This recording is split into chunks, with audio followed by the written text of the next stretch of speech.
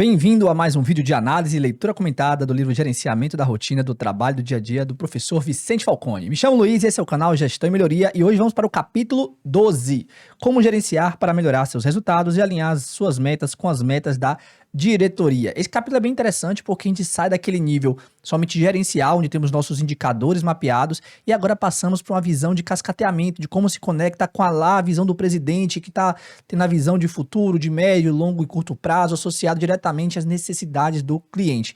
Mas antes de a gente começar esse assunto, eu quero retomar alguns pontos para a gente conseguir ficar 100% alinhados. O primeiro ponto é, o que é gerenciar? A gente já entendeu, conforme foi avançando no livro, que gerenciar é resolver problemas. E logo depois o Falcone traz, resolver problemas é atingir as metas. E essas metas, elas podem ser tanto controladas, rodando lá o ciclo SDCA, como vimos no capítulo anterior, como podem ser atingidas, que estamos falando um pouquinho mais de metas de melhoria. E nisso vem a seguinte pergunta.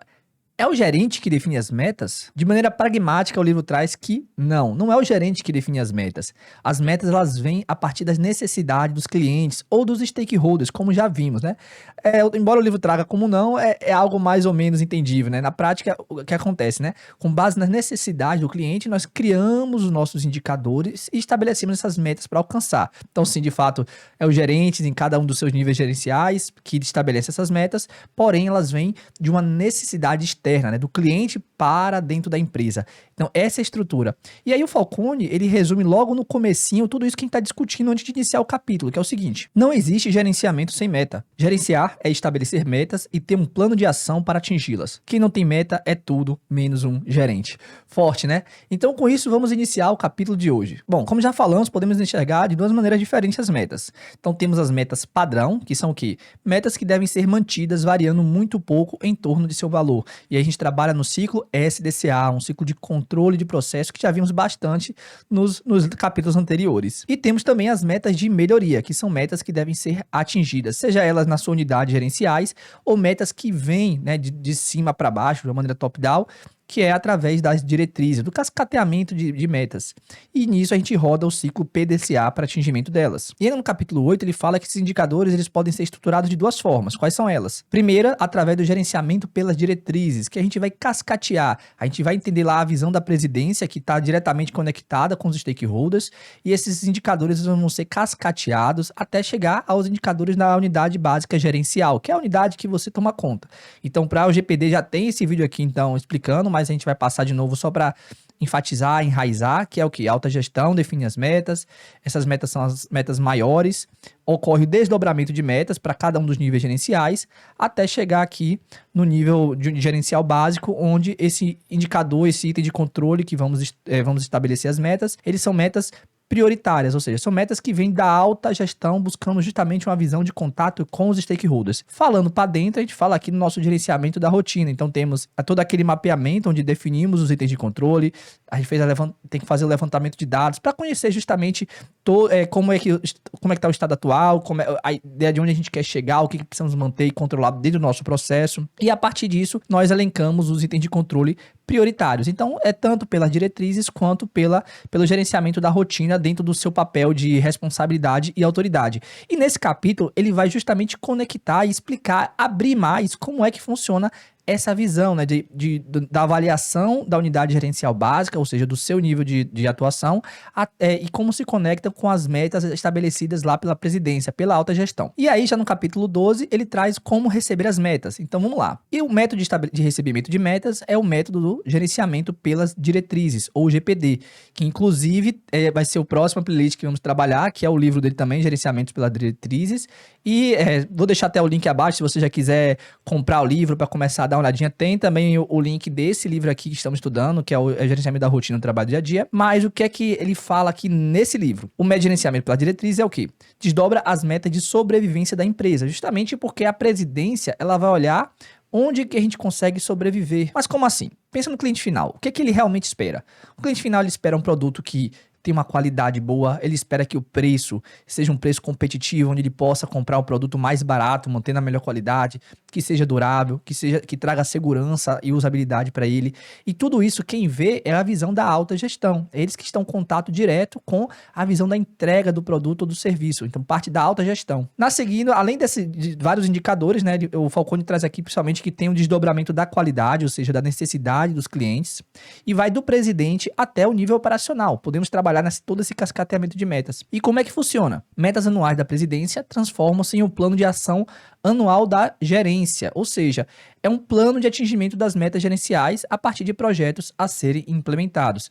Então começa lá em cima com as metas da alta gestão, com os indicadores, vai se quebrando em indicadores a níveis gerenciais mais baixos, até chegar no seu nível gerencial de unidade básica, onde através desses indicadores você vai olhar os problemas que tem na sua área e vai criar um plano de ação gerencial para atingir as suas metas internas e, como consequências, atingir as metas do outro nível gerencial, né, da sua chefia. E um ponto importante é que, para se montar um plano de ação, os indicadores já devem ter sido analisados, que é o que foi apresentado no capítulo 8, que a gente está revisando também agora. E logo na sequência, o Falcone traz aqui como é que funciona esse desdobramento de metas na figura 12.3. E na sequência, o Falcone traz aqui a figura 12.3, que mostra como é que ocorre esse desdobramento das diretrizes anuais. Então tudo começa aqui do presidente, onde o presidente, ele cuida aqui, chefia, né, as diretorias chefiam os gerentes sênios e os gerentes sênios chefiam os primeiros níveis gerenciais.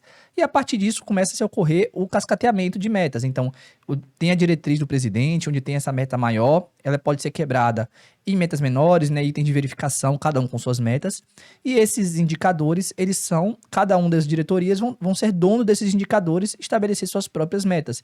E vai se ter na sequência justamente, né, essa pequena metazinha, ela se torna a meta dentro dos diretores, que vai quebrar em metas menores, ou em itens de verificação, por exemplo, que vão pertencer aos gerentes. E vai seguindo até chegar ao primeiro nível gerencial, onde eu tenho aqui a diretriz do primeiro nível gerencial, e a partir dessa diretriz eu vou ter um plano de ação anual, ou seja, de atingir alguns indicadores dentro do meu próprio processo, né, com calendário, tudo direitinho. E nesse cenário eu vou ter os meus projetos de melhoria, ou seja, vão ser indicadores que eu quero alcançar rodando o ciclo de PDCA. E cada projeto de melhoria eu vou ter um plano de ação dos projetos. Então nesse exemplo aqui saiu 2 projetos de melhoria. O projeto A, então eu vou gerar um plano de ação do projeto A, e o projeto B no plano de ação do projeto B. Se eu atingir essas metas, como consequência, se cada um dos gerentes do primeiro nível atingirem, o gerente sênior atinge suas metas. Se o gerente sênior atinge suas metas, o diretor atinge. Se o diretor atinge as suas metas, o presidente atinge e existe a necessidade dos clientes atendida. Essa é a estrutura de desdobramento de metas. Mas vamos discutir bastante ainda das diversas formas de ter essa quebra exatamente. Então imagine agora você, numa posição gerencial, fez a avaliação dos seus indicadores. Lembra que primeiro o seu processo tem que ser avaliado, você tem que conhecer seus indicadores dentro do seu projeto. Então você vai fazer aquela avaliação, igual como a gente viu nos capítulos anteriores, entender o seu estado atual, se você está batendo as metas padrão, se você não está, e estruturar, fazer aquelas várias análises. Como é que isso se conecta de fato com as diretrizes vindo da chefia de cima? Vamos olhar um exemplo. Então, eu tenho vários indicadores, eu sou gerente, mas vamos olhar agora um único indicador, que é o indicador, por exemplo, de produtividade. Vamos seguir esse exemplo. Então, aqui temos a figura 5.5, que o próprio capítulo 12 referencia, onde ele traz uma meta de melhoria de perda de produção em toneladas dias. A nossa meta é alcançar aqui nesse prazo de 1 ano, né, 380. E para isso eu começo a quebrar dentro da minha gerência em problemas menores. Eu vou estratificar meus dados, né? Eu vou transformar esses problemas interfuncionais, envolvendo vários setores da minha gerência, em problemas localizados, onde cada um desses itens aqui que eu vou quebrar vai ter um dono que vai ter responsabilidade e autoridade, ou seja, vão ter suas metas individuais. Nesse cenário aqui, eu começo a fazer a quebra e cada um desses tópicos aqui localizados, eu consigo estabelecer metas individuais para cada um com seu dono. E nesse formato aqui, eu consigo criar projetos de melhoria. Uma coisa eu quero reduzir as perdas de produção. Tem muitos fatores envolvidos e aqui está mostrando isso. Agora, quando eu falo assim, eu tenho um projeto aqui de melhoria, onde eu quero reduzir as perdas por quebra no laminador. O laminador é um equipamento. Esse equipamento vai estar no setor, vai ser operado por uma pessoa. Eu consigo medir de fato essa quantidade de quebras. Então, posso ter um projeto de redução, onde eu vou atuar em cima do laminador, atuar em cima do treinamento, enfim, dos 6 M's que são as entradas do meu processo. E para cada um desses eu posso fazer a mesma coisa. Então, a partir que eu estratifiquei, eu crio meus vários projetos de melhoria. Quer dizer que eu vou rodar todos? Não necessariamente, isso a gente vai entender daqui a pouquinho. E nesse cenário, quais são os resumos dos projetos? Eu vou ter aqui um projeto de perdas por quebra no laminador causadas por defeito no parafuso guia, perdas por refúgio devido a trincas, excesso de tempo na troca de cilindros, perdas por paradas intermitentes devido à quebra da guia e perdas nas linhas de rolos devido à queima de motores. Entendeu como é que funcionou? Então, tenho o meu indicador, um dos meus indicadores, né? Eu quebrei ele em vários indicadores menores, eu estratifiquei meus dados, né? Fiz uma análise de fatos lá no meu PDCA, vamos dizer assim. E agora eu tenho projetos de melhoria, que eu quero atingir aquelas pequenas metas para alcançar a minha meta maior dentro de um dos indicadores que eu acompanho na minha gerência. Bom, aqui temos um modelo, exemplo do plano de ação gerencial do primeiro nível, que vai conectar de fato com o gerenciamento das diretrizes. Eu vou mostrar aqui passo a passo, ao invés de sair explicando item por item, que vai ficar mais fácil de você entender. Vamos lá então, preenchimento. O primeiro local de preenchimento vem justamente as metas do chefe, né? Aqui temos dois exemplos de foco, né? Um que são os indicadores de qualidade e o outro de custo, mas pode ter os outros de segurança, enfim, de entrega. Não se limita aqui, é só por conta do espaço que ficou resumido. Então vamos olhar aqui esse exemplo, né? Dentro de indicadores de qualidade, temos aqui 2 metas, né? Quais são? Reduzir reclamações para 10 casos ao ano. Então essa aqui é a minha meta, eu quero reduzir o número de reclamações. E quais são os itens de controle que eu vou acompanhar para ver se essa redução vai ser atingida? O número de reclamação de clientes. E esse método de acompanhamento vai ser através de gráficos. 100% da resistência à tração dentro da especificação. Então, qual é o indicador que eu vou acompanhar? Qual é o item de controle? Resistência à tração. E posso acompanhar tanto por gráfico quanto por histograma, para ver se está dentro da normalidade, acompanhar um CPK, por exemplo.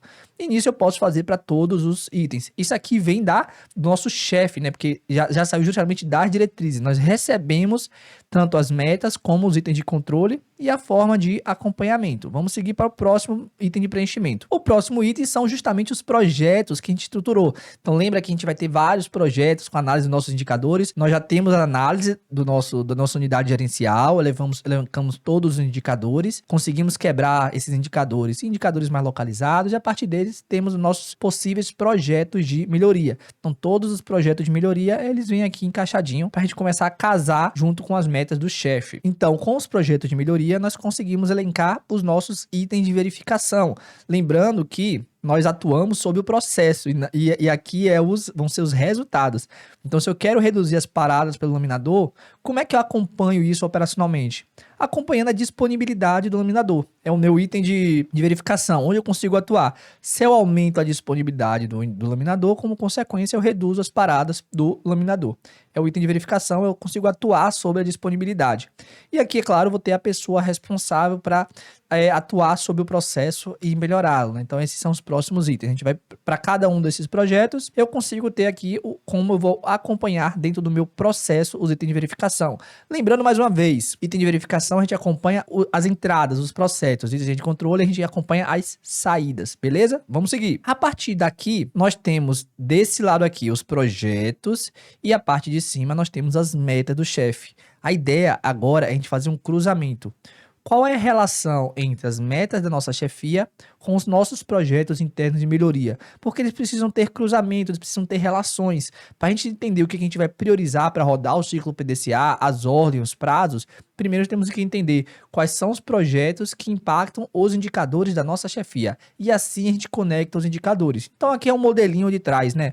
Quando tiver essas 2 bolinhas, a relação vai ser forte e direta, ou seja, se eu aumento um, eu vou aumentar outro, se eu aumento um, eu vou diminuir outro, enfim, tem uma relação. Quando você tiver a bolinha normal, relação média, triângulo, relação fraca, e esse retângulozinho aqui, ausência de relação. Então, reduzir paradas no laminador, ele tem uma relação muito forte com o número de reclamações que eu quero reduzir.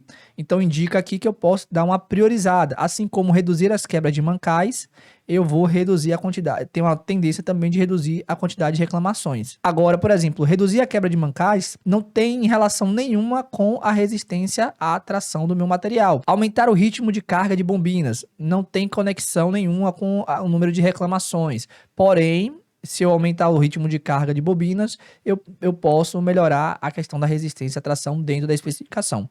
Então, para cada um dos projetos, eu posso fazer esse cruzamento com os indicadores, as metas da chefia. E é bem legal que a partir desse cruzamento vai para a próxima etapa, que é o quê?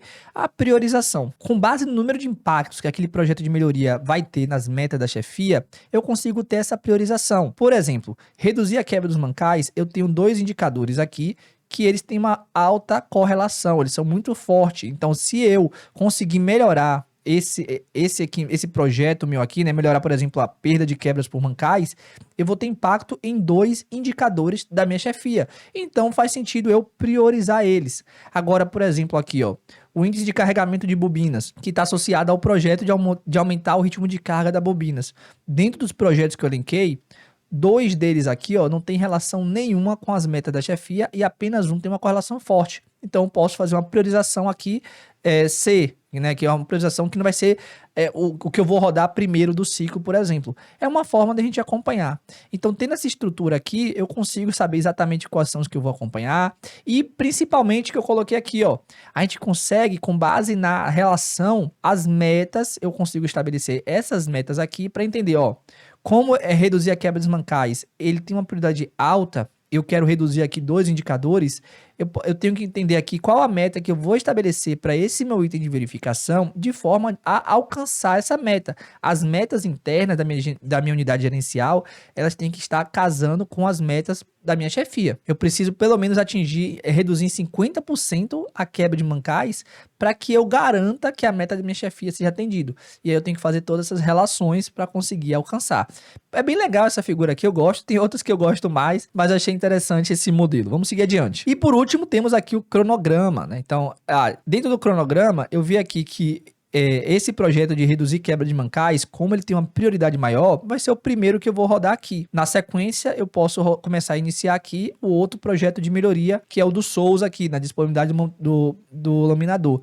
E por último, que é um projeto que tem uma baixa prioridade e baixa relação com as metas da minha chefia, que é o índice de carregamento de bobinas, eu posso rodar depois que esses 2 primeiros projetos finalizarem. Bem legal, é um documento bem simples que consegue comunicar a todas as unidades gerenciais e mostrar a correlação, né? É um trabalho que vai de cima para baixo e também um trabalho que vai de baixo para cima, porque você vai receber as metas da sua chefia, mas com base na análise dos seus indicadores, você vai entender como eles se relacionam, o nível de relação que tem com as metas da chefia e a partir disso conseguir priorizar e determinar o cronograma para rodar os ciclos de melhoria. Fantástico, acho bem legal isso aqui. E aqui é uma cara, né, de como é essa estrutura, novamente. Então, temos a meta anual do presidente, ele vai estruturar o método para atingir essas metas, e aí ele passa aqui as metas anuais dos diretores, que vão também ter o método para atingir essas metas. Na sequência, vemos as metas anuais dos gerentes e os métodos para atingir essas metas.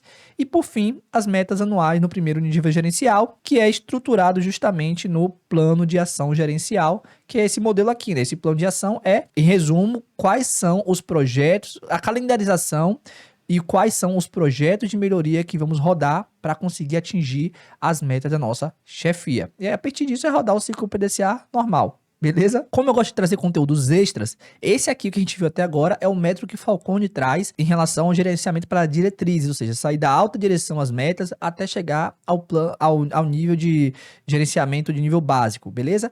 Mas agora eu quero mostrar a você outras maneiras que as empresas estruturam sua estratégia e seu cascateamento de metas. Então vamos trazer dois bem legais aqui, que um é o BSC, que é o Balanced Scorecard, e o OKR, que é Object and Key Results, que são 2 ferramentas muito interessantes, né, ou metodologias, que visam a gente conseguir estruturar o nosso planejamento estratégico e atingimento de metas, desde a alta gestão até o nível mais básico. Vamos dar uma olhada, então, nessas 2 metodologias de planejamento estratégico e estabelecimento de metas. O Balanced Scorecard, ou BSC, geralmente como as pessoas conhecem, ele foi criado por Robert Kaplan e David Norton.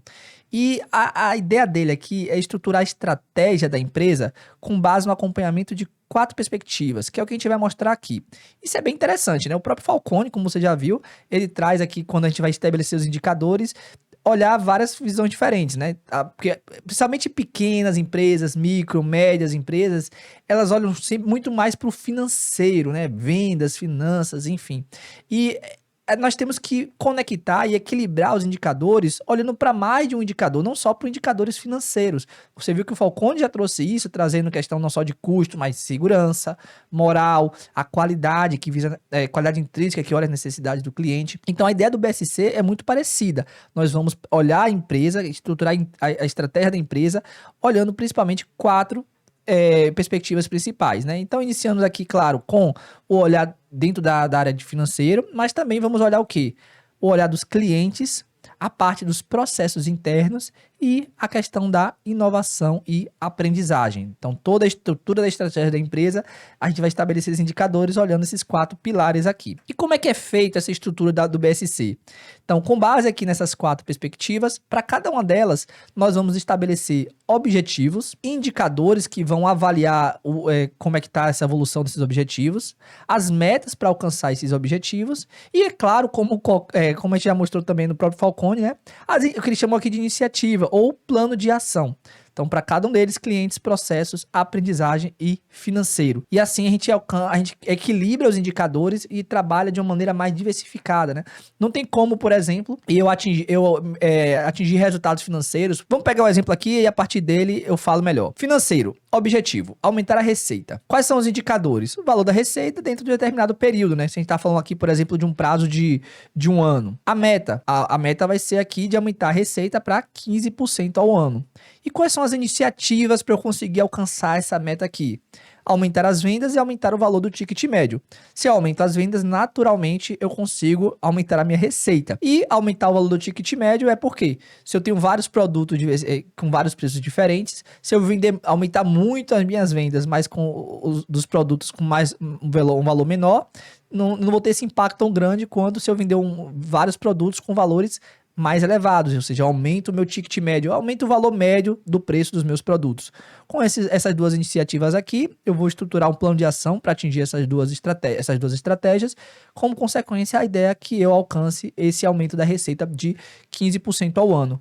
Mas o grande detalhe é o seguinte: como é que eu consigo, por exemplo, atingir a venda se, por exemplo, eu tenho meus processos não estão bem estruturados, as pessoas não conseguem executar direito, gera muito retrabalho, gera muita reclamação.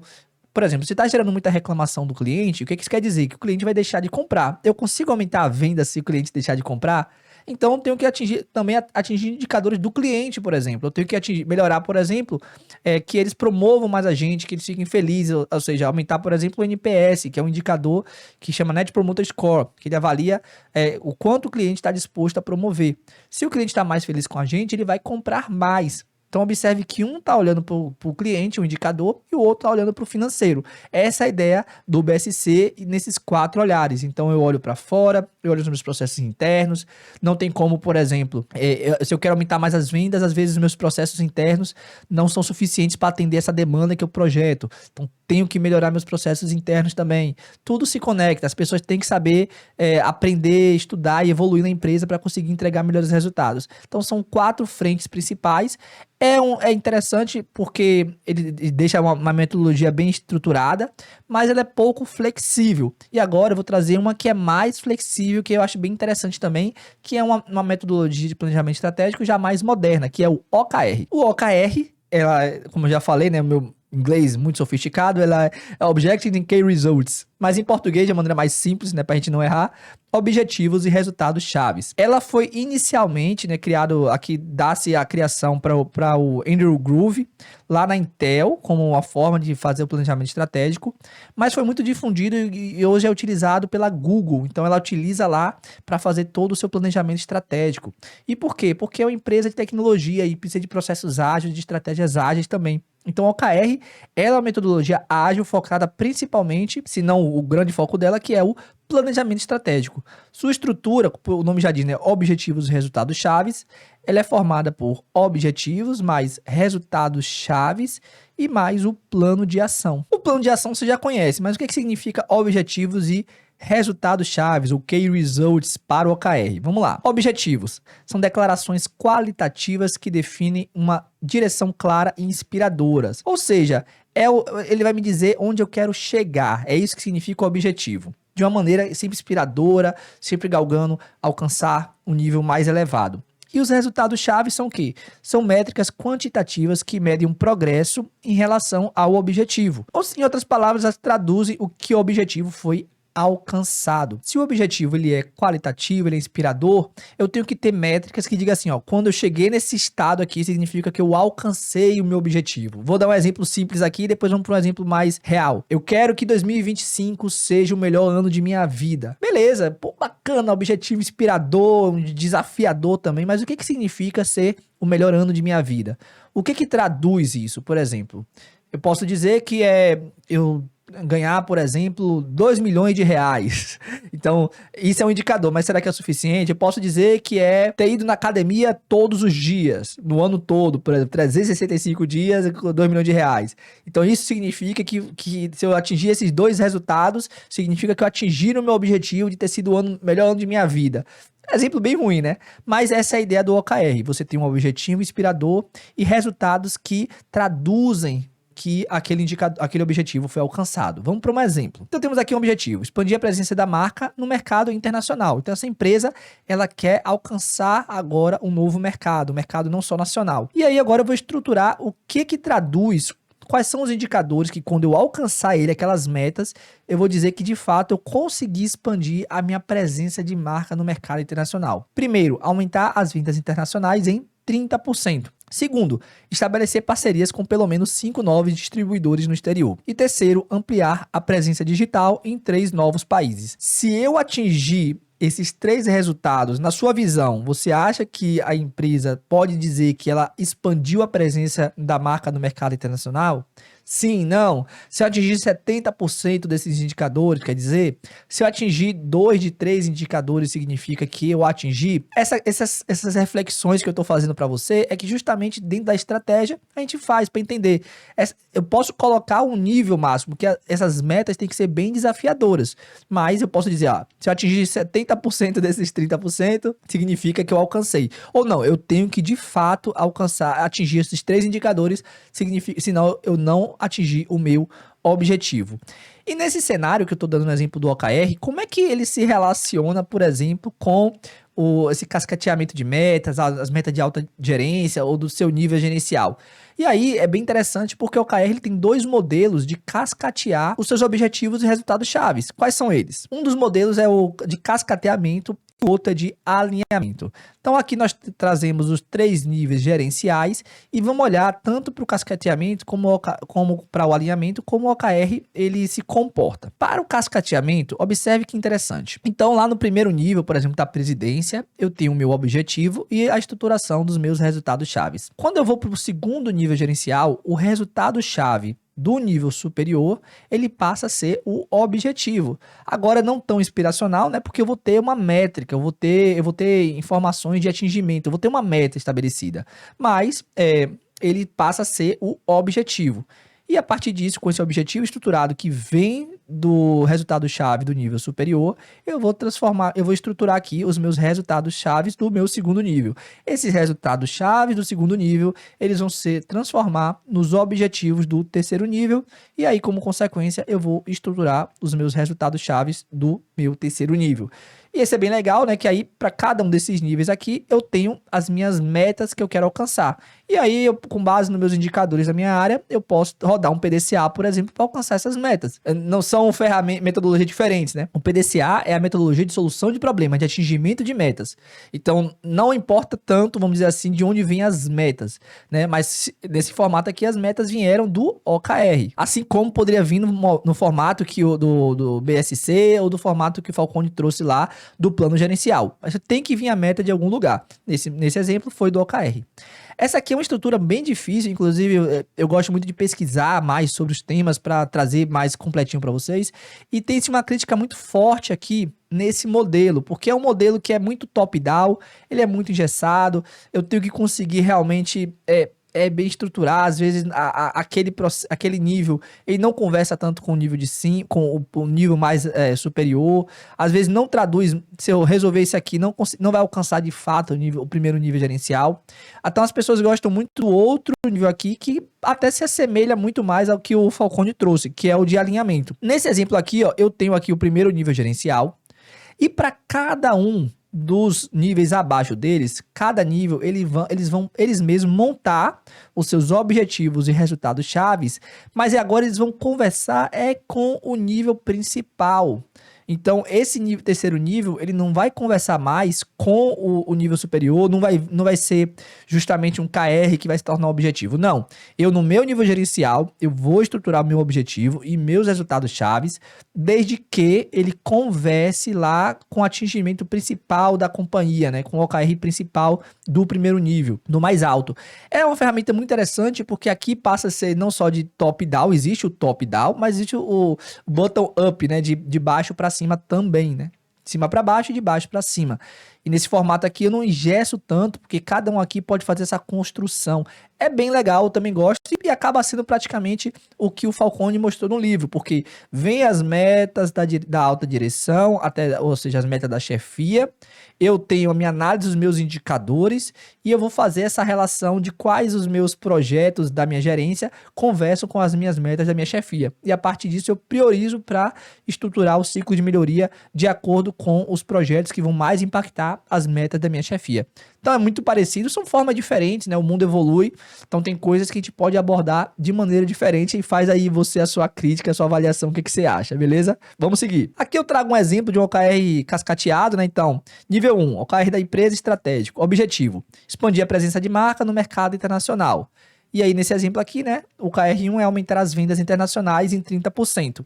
Esse KR1, ele vai ser o objetivo do nível 2, ou seja, aumentar as vendas internacional em 30%. E temos aqui os meus indicadores, os meus resultados chaves do nível 2, que é o quê? Captar 10 novos clientes internacionais, elevar a taxa de conversão de proposta de 15% para 25% e ampliar a equipe de vendas internacionais com 3 novos representantes.